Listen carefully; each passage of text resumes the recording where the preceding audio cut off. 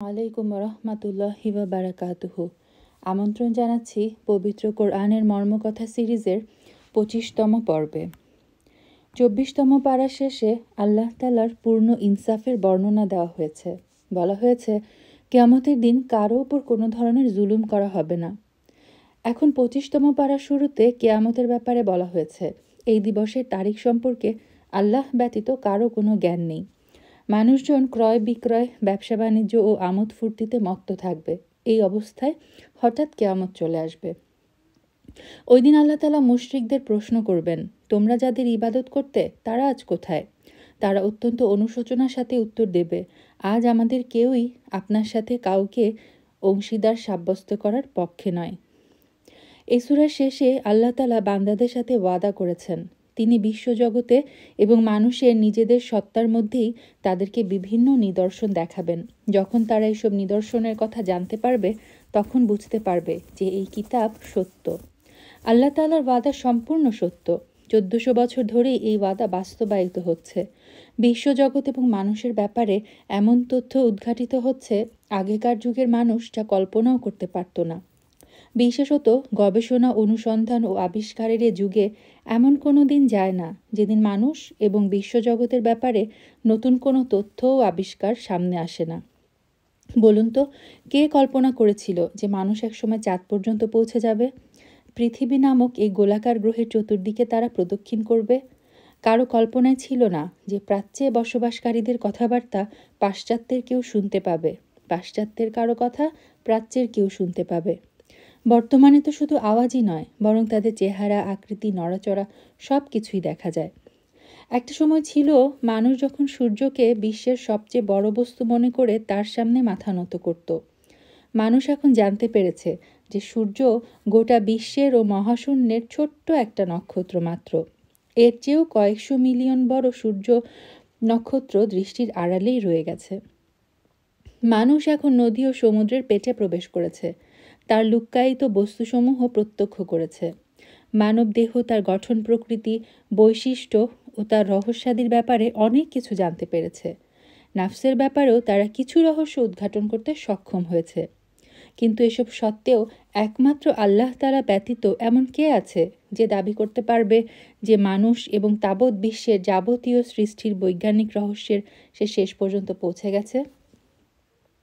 জ্ঞান ও গবেষণার অগ্রগতি সত্ত্বেও কোরআন ব্যতীত কোনো গ্রন্থই কখনো এমন দাবি করতে পারবে না।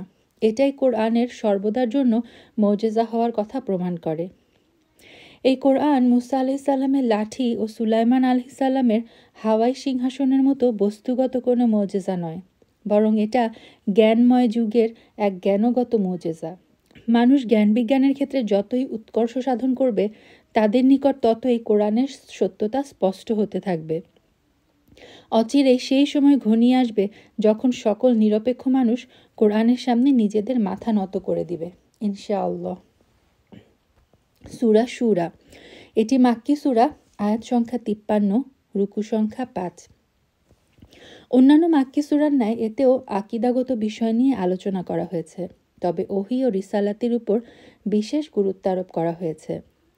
কোরআনের মুজেজা হওয়া এবং বিরোধীদের তার অনুরূপ কোনো কিতাব আনতে অক্ষম হওয়ার বিষয়টি ফুটিয়ে তোলার জন্য হুরুফুল মুকাত্তাআত দ্বারা তা শুরু করা হয়েছে।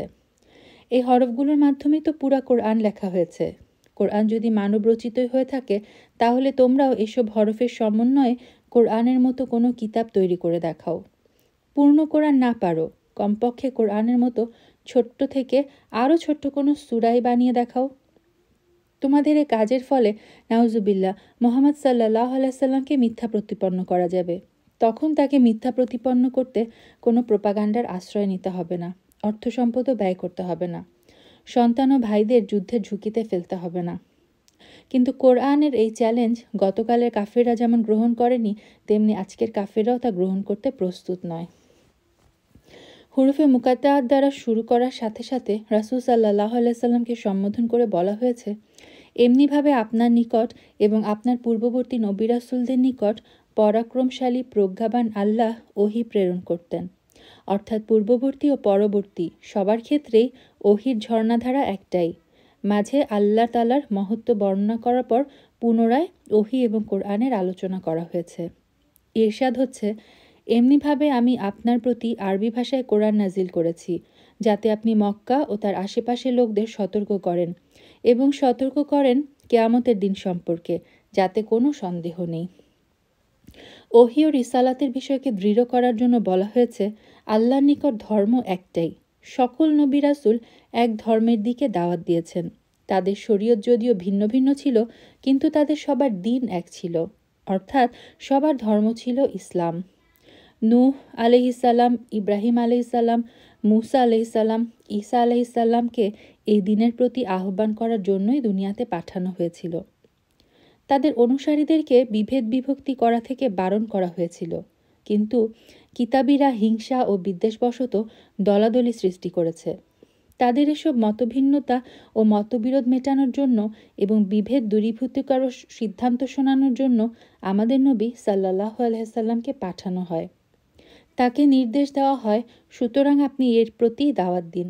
আপনাকে যে বিষয়ের হুকুম দেওয়া হয়েছে তার উপর দৃঢ় ও অবিচল থাকুন।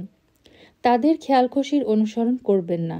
বলুন, আল্লাহ যে কিতাব নাজিল করেছেন, আমি তাতে বিশ্বাস স্থাপন করেছি। আমি তোমাদের মধ্যে ন্যায় বিচার করতে আদিষ্ট হয়েছি। এ সূরায় সামনে যতই আলোচনা করা হয়েছে, ওহী ও রিসালাতের বিষয়টি ততই স্পষ্ট হয়ে উঠেছে। ওহী ও রিসালাত ছাড়াও পৃথিবীতে ঈমানের যেসব দলিল ও নিদর্শন রয়েছে, তার প্রতিও মনোনিবেশ করা হয়েছে।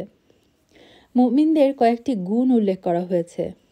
সেগুলো হচ্ছে, তারা নিজেদের রবের উপর ভরসা রাখে, পাপাচার ও অশ্লীলতা থেকে বিরত থাকে, কারো উপর রাগ চলে এলে তাকে ক্ষমা করে দেয়, রবের আনুগত্য করে, সালাতের প্রতি যত্নবান থাকে, পরামর্শের ভিত্তিতে কাজ করে, আল্লাহ প্রদত্ত ধন সম্পদ তার রাস্তায় ব্যয় করে। যদি তাদের উপর কেউ কোনো জুলুম ও বাড়াবাড়ি করে, তাহলে তারা উত্তমভাবে তার বদলা নেয়। মুসলমানরা যদি এসব বিষয় নিজেদের মধ্যে ধারণ করতে পারে, তাহলে তাদের ব্যক্তিগত ও সমাজ জীবনে বিপ্লব সাধিত হবে।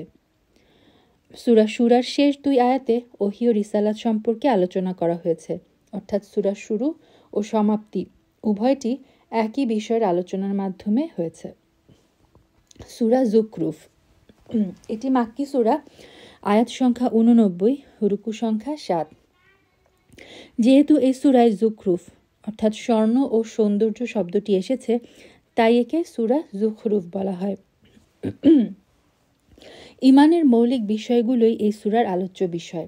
অন্যান্য হামিমের মতো রাসূল সাল্লাল্লাহু আলাইহি সাল্লামের স্থায়ী মুজিজা কোরআনের আলোচনা দিয়ে সূরাটি শুরু হয়েছে। আল্লাহ তাআলা সুস্পষ্ট উজ্জ্বল এই কিতাবের শপথ করে বলেন, আমি একে আরবি ভাষায় কোরআন বানিয়েছি, যাতে তোমরা বুঝতে পারো। নিশ্চয়ই এই কোরআন আমার কাছে সমুন্নত অটল রয়েছে লাওহে মাহফুজে। এরপর সূরা যুখরুফে আল্লাহর কুদরতের দলিল নিয়ে আলোচনা করা হয়েছে। নীল আকাশ, বিস্তৃত জমিন, অত্যুচ্চ পাহাড়, প্রবাহিত নদী নালা, বিস্তৃত সমুদ্র, আকাশ থেকে বর্ষিত ফোঁটা ফোঁটা বৃষ্টি, পানির উপর চলমান নৌযান, সব ধরনের চতুষ্পদ জন্তু, যার কিছু গোশত খাওয়ার কাজে আসে, আর কিছু দ্বারা ভারী ভারী বোঝা বহন করা যায়। এই সব কিছু নিজেদের স্রষ্টার অপার কুদরত ও হিকমতের সাক্ষী দিচ্ছে। শহুরে গ্রাম্য, জ্ঞানী মূর্খ নির্বিশেষে সকলেই এই সাক্ষ্য বুঝতে পারে। তাদের সাক্ষ্য পূর্বে যেমন বিদ্যমান ছিল, আজও তেমনই বিদ্যমান। প্রয়োজন শুধু কানের, যা এই সাক্ষ্য শুনবে। প্রয়োজন কিছু চক্ষুর, যা এই সাক্ষ্য প্রত্যক্ষ করবে। প্রয়োজন কিছু অন্তরের, যা এই সাক্ষ্য গ্রহণ করে নেবে। এ সূরায় জাহেলি যুগের অত্যন্ত ঘৃণ্য একটি বিষয়ের কথা উল্লেখ করা হয়েছে। তা হচ্ছে, কন্যা সন্তানকে তারা অত্যন্ত ঘৃণার চোখে দেখত। যদি কারো কন্যা সন্তান জন্ম নিত, তাহলে সে লোকদেরকে থেকে চেহারা লুকাতো, তাকে জীবন্ত পুঁতে ফেলার চিন্তা করত।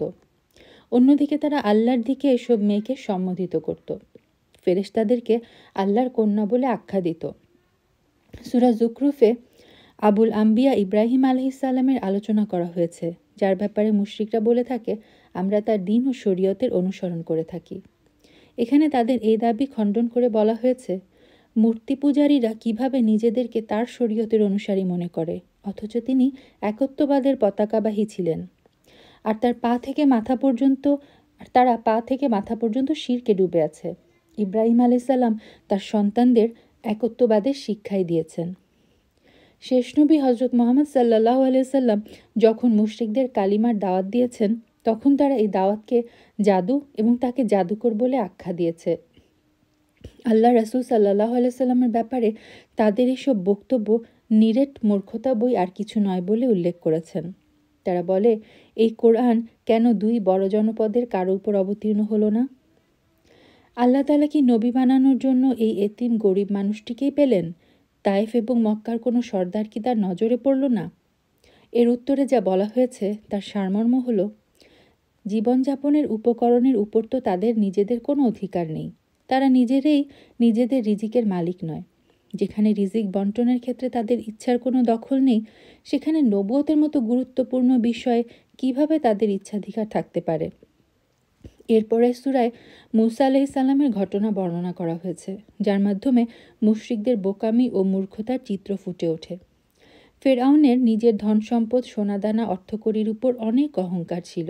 সে নিজেকে মিশরের জমিন, নদী-নালার প্রকৃত মালিক মনে করত, আর মূসা আলাইহিস সালামকে অত্যন্ত তুচ্ছ তাচ্ছিল্য করত। পরিশেষে যেসব নদীর ব্যাপারে মনে করত যে তার নির্দেশ ছাড়া প্রবাহিত হতে পারে না, তাকে সেসব নদীতেই ডুবিয়ে মারা হয়েছে। সূরা শেষে আল্লাহ তাআলা নিজ নবীকে মূর্খদের থেকে বিমুখ হয়ে ধৈর্য ধারণের নির্দেশ দিয়েছেন। বলেছেন, আপনি তাদের থেকে মুখ ফিরিয়ে নিন এবং তাদেরকে সালাম বলুন। অচিরেই তারা নিজেদের পরিণাম সম্পর্কে জানতে পারবে। সূরা দুখান, এটি মাক্কি সূরা, আয়াত সংখ্যা 53, রুকু সংখ্যা 3। দুখান অর্থ ধোয়া। এই সূরায় যেহেতু চরম দুর্ভিক্ষের কারণে মুশরিকদের চোখে ধোয়া দেখার বিষয়টি উল্লেখ হয়েছে, তাই একে সূরা দুখান বলা হয়। সূরার শুরুতে আল্লাহ তাআলা কিতাবুম মুবিন তথা সুস্পষ্ট কিতাবের শপথ করেছেন। মুজিজার দিক থেকেও এই কিতাব সুস্পষ্ট এবং বিধান ও বিষয়ের দিক থেকেও সুস্পষ্ট। আল্লাহ সুবহানাহু ওয়া তাআলা এ ব্যাপারে শপথ করেছেন যে আমি এই কিতাবকে মোবারক রাতে অবতীর্ণ করেছি। এর দ্বারা লাইলাতুল কদর উদ্দেশ্য, যা সকল রাতের চেয়ে উত্তম। আল্লাহ তাআলা বান্দাদের উপর রহমত স্বরূপ তা অবতীর্ণ করেছেন। অন্যথায় তিনি তো বান্দার কোনো ইবাদতের মুখাপেক্ষী নন। বান্দাকে হেদায়েত থেকে বঞ্চিত না করাটা তার রুবুবিয়াতের তাকাজা। কিন্তু মুশরিক ও কাফেররা কোরআন ও পুনরুত্থানের ব্যাপারে সন্দেহ পোষণ করে। রাসূল সাল্লাল্লাহু আলাইহি সাল্লামের যুগের ফেরআউনকে মূসা আলাইহিস সালামের যুগের বিরোধিতার ফেরাউনের পরিণামের ব্যাপারে সতর্ক করে দেওয়া হয়েছে, যার মালিকানায় সোনা, রূপা, বাগবাগিচা, অসংখ্য অট্টালিকা, সোনাফলা জমিন, হাজার হাজার গোলামবাদী, লক্ষ লক্ষ সৈন্যের বাহিনী ছিল। মোট কথা মিশরে যা ছিল তার সবই তাদের ছিল। তারা নিজেদের সকল সপ্রাণ ও নিষ্প্রাণ জিনিসের মালিক ভাবত, কিন্তু এসব তাদের কোনো কাজে আসেনি। তারা নিজেদেরকে শাসিত ও নির্যাতিতদের সামনে সমুদ্রের নির্দয় ঢেউয়ের মুখে ঈমান আনলাম, ঈমান আনলাম বলতে বলতে মারা যায়, কিন্তু ওই চিৎকার তাদের কোনো কাজে আসেনি। বনী ইসরায়েলকে তারা পেছনে ফেলে আসা সব কিছুর উত্তরাধিকারী বানিয়ে যায়। গতকালের শাসিতরা আজকের শাসক বনে যায়, আর গতকালের মালিকরা আজকের গোলামে পরিণত হয়। সূরা শেষে সেই ভয়ঙ্কর আযাবের কথা উল্লেখ করা হয়েছে, প্রত্যেক নাফরমান বান্দাকে, যার মুখোমুখি হতে হবে। এছাড়াও আল্লাহ তাআলার সেই সমস্ত নিয়ামতের কথা উল্লেখ করা হয়েছে, যা নেককার বান্দাদের দেওয়া হবে, মানুষ যার কল্পনাও করতে পারে না। সূরা জাসিয়া, এটি মাক্কি সূরা, আয়াত সংখ্যা 37, রুকু সংখ্যা 4। যে সমস্ত সূরা হুরুফে মুকাত্তাআত দ্বারা শুরু হয় তার অধিকাংশই শুরুতে আমাদের নবী সাল্লাল্লাহু আলাইহি সাল্লামের সবচেয়ে বড় মুজিজা কোরআনুল কারীমের আলোচনার মাধ্যমে শুরু হয়। সূরা জাসিয়াও এর ব্যতিক্রম নয়। জাসিয়া অর্থ হাঁটু গেড়ে বসা। কিয়ামতের দিন মানুষ যেহেতু ভীত সন্ত্রস্ত হয়ে আল্লাহর সামনে হাঁটু গেড়ে বসবে, আর এই সূরায় সেই ভয়ঙ্কর দৃশ্যের বর্ণনা দেওয়া হয়েছে, তাই একে সূরা জাসিয়া বলা হয়। কোরআনুল কারীমের শ্রেষ্ঠত্বের আলোচনার পর এই সূরায় যেসব সৃষ্টিগত নিদর্শনের কথা বলা হয়েছে, যার প্রত্যেকটি আল্লাহ তাআলার কুদরত, একত্ব এবং শ্রেষ্ঠত্বের জীবন্ত সাক্ষ্য। এরপর সেসব অপরাধীর নিকৃষ্ট চেহারা ফুটিয়ে তোলা হয়েছে, যারা আল্লাহর আয়াত শোনা সত্ত্বেও তা অস্বীকার করে থাকে। অহংকারবশত তারা নিজেদের অবস্থা এরকম করে রাখে যেন তারা কোনো আয়াতই শুনতে পায়নি। এছাড়াও বনী ইসরায়েলকে কিতাব, হিকমত, নবুয়ত, উত্তম রিজিক, বিশ্ববাসীর উপর শ্রেষ্ঠত্ব, সম্মান প্রভৃতি যেসব নেয়ামত প্রদান করা হয়েছিল, তাও আলোচিত হয়েছে। উচিত ছিল তো এসব নেয়ামত প্রাপ্তির কারণে আল্লাহ তাআলার অনুসরণ করা, কিন্তু এসব সত্ত্বেও তারা ক্রমাগত অবাধ্যতা ও পাপাচারে মত্ত ছিল। মক্কার কাফের বরং প্রত্যেক যুগের কাফেরদের বোঝানোর জন্য অতীতের এসব ঘটনা বর্ণনা করা হয়। কাফের সে রাসূল সাল্লাল্লাহু আলাইহি সাল্লামের যুগের হোক বা বর্তমান যুগের, তাদের অস্বীকৃতির সবচেয়ে বড় কারণ হচ্ছে তারা দুনিয়ার জীবনকেই সবকিছু মনে করে থাকে। পক্ষান্তরে কোরআন বারবার সেই দিনের উপর ঈমান আনতে বলে যেদিন সৎ অসৎ প্রত্যেককেই তাদের কৃতকর্মের প্রতিদান দেওয়া হবে। কোরআন কোথাও কঠোরভাবে, কোথাও নরম ভাষায় উপদেশমূলক আলোচনা করেছে, কোথাও সংবাদ দেওয়ার রীতিতে, কোথাও প্রশ্নোত্তরের রীতিতে এই আলোচনা করা হয়েছে। কোথাও এমন চিত্র তুলে ধরা হয় যে কোরআনের পাঠক যেন দুনিয়াতে অবস্থান করেই কিয়ামতের সে ভয়ানক দৃশ্য নিজ চোখে দেখতে পায়। এ সূরার শেষেও কিয়ামত দিবসের সেই ভয়ানক চিত্র ফুটিয়ে তোলা হয়েছে। মনে হয় কিয়ামত এখনই সংগঠিত হয়ে গেছে, হাসরের ময়দান কায়েম হয়ে গেছে। মানুষ ভয়ে ভীত বিহ্বল হয়ে হাঁটু গেড়ে বসে আছে। আল্লাহ তাআলা বান্দাদের সম্বোধন করছেন। তিনি বলছেন, তোমরা এই দিনকে ভুলেছিলে, আজ তোমাদের ভুলে যাওয়া হবে। তোমরা আল্লাহর আয়াত নিয়ে ঠাট্টা বিদ্রূপ করতে, আজ তোমরা নিজেরাই ঠাট্টার পাত্র হয়ে যাবে। এর মাধ্যমে শেষ হচ্ছে ২৫তম পারার সারসংক্ষেপ। সুবহানাকা আল্লাহুম্মা ওয়া বিহামদিক, আশহাদু আল্লা ইলাহা ইল্লা আনতা, আস্তাগফিরুকা ওয়া আতুবু ইলাইক।